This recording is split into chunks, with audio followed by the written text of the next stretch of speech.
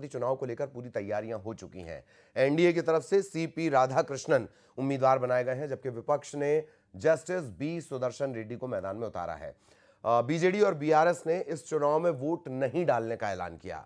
इन दोनों दलों के वोट नहीं डालने से मुकाबला दिलचस्प हो गया। आंकड़ों के लिहाज से अगर बात करें तो इस समय एनडीए का जो पलड़ा है वो भारी है।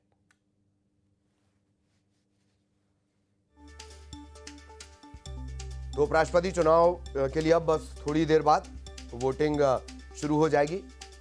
शाम 5 बजे तक ये चलेगी। 6 बजे वोटों की गिनती होगी। उपराष्ट्रपति चुनाव को लेकर तैयारियां पूरी हो गई हैं और संख्या बल के लिहाज से एनडीए जाहिर तौर पर मजबूत है।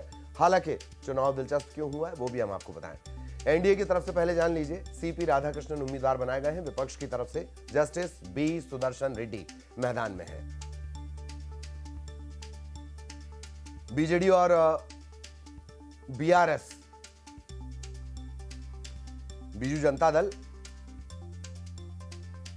और बीआरएस भारतीय राष्ट्र समिति टीआरएस की ये पार्टी है। इसमें इन्होंने चुनाव में वोट नहीं डालने का ऐलान किया है।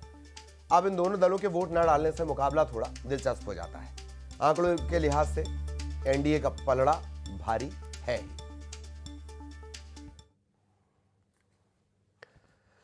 खबर छत्तीसगढ़ से। रायपुर पहुंचे हैं कांग्रेस के प्रभारी।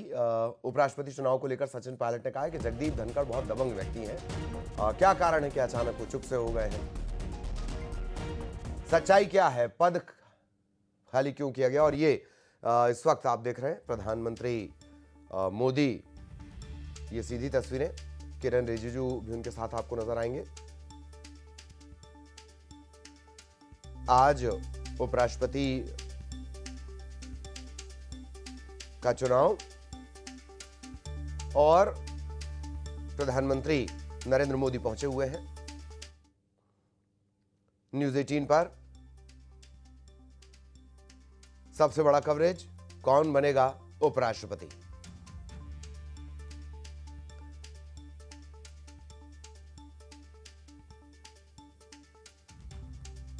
प्रधानमंत्री मोदी इस वक्त पहुंचे हुए हैं। ये सीधी तस्वीर इस वक्त आप देख रहे हैं।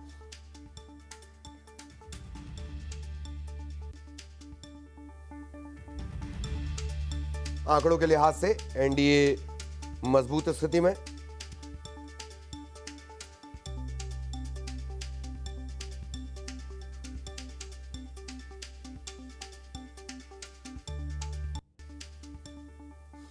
राधाकृष्णन और रेड्डी के बीच मुकाबला। इन सबके बीच प्रधानमंत्री पहुंचे हुए हैं। CP Radhakrishnan, B Sudarshan Reddy India की तरफ से और एनडीए की तरफ से सीपी राधाकृष्णन। 15वें उपराष्ट्रपति के लिए आज ये चुनाव। एनडीए की तरफ से 68 साल के राधाकृष्णन, इंडिया की तरफ से 79 साल के बी सुदर्शन रेड्डी। 10 बजे से 5 बजे तक कुल तकरीबन 781 सांसद हैं जो वोट कास्ट करेंगे। वोटों की गिनती शाम 6 बजे। इसके बाद परिणाम। और प्रधानमंत्री मोदी वोट डालने के लिए पहुंचे हुए हैं। पहला वोट डालने के लिए प्रधानमंत्री पहुंचे हुए हैं। उपराष्ट्रपति चुनाव के लिए वोटिंग चल रही है। शुरुआत में इस तरह की जानकारी आई थी कि पहला वोट प्रधानमंत्री कास्ट कर सकते हैं, डाल सकते हैं। और ये तस्वीरें दिल्ली से जो इस वक्त मिल रही हैं, प्रधानमंत्री ही पहुंचे हैं। केसीआर की जो पार्टी है बीआरएस, ओडिशा के पूर्व सीएम नवीन पटनायक की पार्टी बीजेडी, वो दोनों ने ही उपराष्ट्रपति चुनाव से किनारा कर लिया है। ये किसी भी गठबंधन का समर्थन नहीं कर रहे हैं। इनके पास सांसदों की संख्या बीआरएस के करीब 4 सांसद हैं और बीजेडी के 7 हैं। 7, 4, 11 सांसद वोट नहीं करेंगे।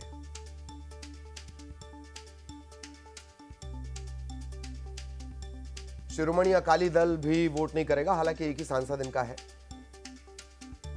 किरण रिजिजू पहुंचे हुए हैं प्रधानमंत्री के साथ और प्रधानमंत्री के बाद सभी जो सांसद हैं वो अपना वोट डालेंगे। वोट डालने के लिए प्रधानमंत्री मोदी पहुंचे हैं। सबसे पहला वोट प्रधानमंत्री मोदी डाल रहे हैं।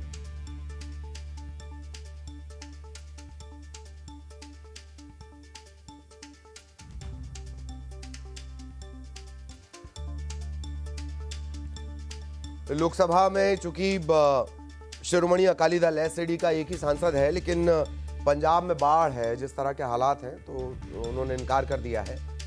15वां उपराष्ट्रपति का चयन आज होगा।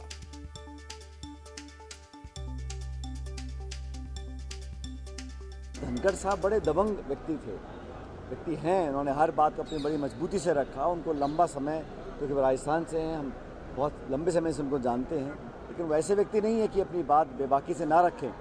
लेकिन क्या कारण रहे कि वो अचानक एकदम चुप हो गए और गायब हो गए, और सच्चाई सामने ही नहीं आ पा रही कि ये पद खाली क्यों किया गया। उनका कार्यकाल बचा था, उन्होंने अचानक इस्तीफा दिया। बहरहाल आज चुनाव होगा और हमें लगता है कि जो हमारे एनडीए के उम्मीदवार हैं उनको अच्छा समर्थन मिलेगा। उम्मीद करते हैं कि हमारे उम्मीदवार जीतेंगे। लेकिन ये जो पूरा अनावश्यक रूप से एक चुनाव आया उपराष्ट्रपति पद का, ये इसकी कोई ज़रूरत नहीं थी, और आया क्यों किसी को मालूम नहीं है। और जो इतने बड़े पद पे कोई रहे व्यक्ति, वो अपनी बात बोल ना सके इतने लंबे समय तक, ये बड़ा चिंता का चर्चा है पूरे देश में कि ऐसा क्यों हुआ, क्या कारण थे, और कभी ना कभी इसकी पोल खुलेगी कि पूरा मामला था क्या। सचिन पायलट को भी आपने सुन लिया। दरअसल वो रायपुर पहुंचे हैं, छत्तीसगढ़ कांग्रेस के प्रभारी हैं। इस दौरान उपराष्ट्रपति चुनाव को लेकर उनसे सवाल किया गया, तब सचिन पायलट ने ये तमाम बातें कही हैं। दिल्ली पर भी हमारी नज़र बनी हुई है, रायपुर से तनु हमारे साथ जुड़ी हुई है, लेकिन पहले दिल्ली आपको लिए चलेंगे। अनूप, सबसे पहले प्रधानमंत्री पहुंचे हैं पहला वोट कास्ट करने के लिए, और क्या कुछ बड़े अपडेट्स? जी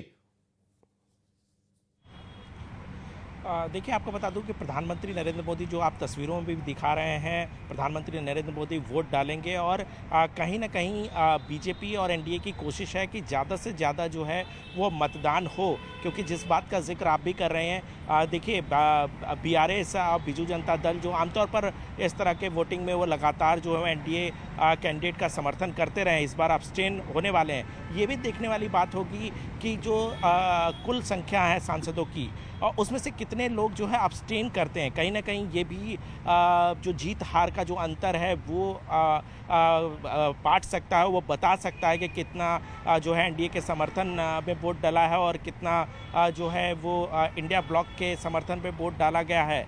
दूसरी तरफ देखिए, जो अंक गणित है, उस अंक गणित में एनडीए को बहुत परेशान होने की ज़रूरत नहीं है, क्योंकि एनडीए के पास एक स्मार्ट मार्जिन कह सकते हैं, लगभग 425 तो बिना किसी सहयोग के उनको हासिल है। तो ऐसे में सीपी राधाकृष्णन बहुत आसानी से लगता है कि वो उपराष्ट्रपति का चुनाव जीत जाएंगे, एक बढ़त है। लेकिन आपसे अभी बात करते हैं, अभी हमारे साथ रवि सिसोदिया हैं जो कांग्रेस देखते हैं। रवि, ये बताइए कि जिस तरीके से हमने देखा है कि लगातार एनडीए लगातार बैठक कर रही थी कि ज़्यादा से ज़्यादा वोट मार्जिन बढ़े, हमने देखा कि राहुल गांधी छुट्टी पे चले गए थे। अगर राहुल गांधी रहते और लगातार बैठक करते तो शायद ये मार्जिन जो है वो बढ़ नहीं सकता था। बिल्कुल, देखिए, हालांकि कल रात को राहुल गांधी वापस आ गए हैं देश में। जहां तक मार्जिन की बात करें तो दोनों में आंकड़ा, अगर एनडीए की बात करें तो 439 उनके पास है और इंडिया ब्लॉक के पास 324 है।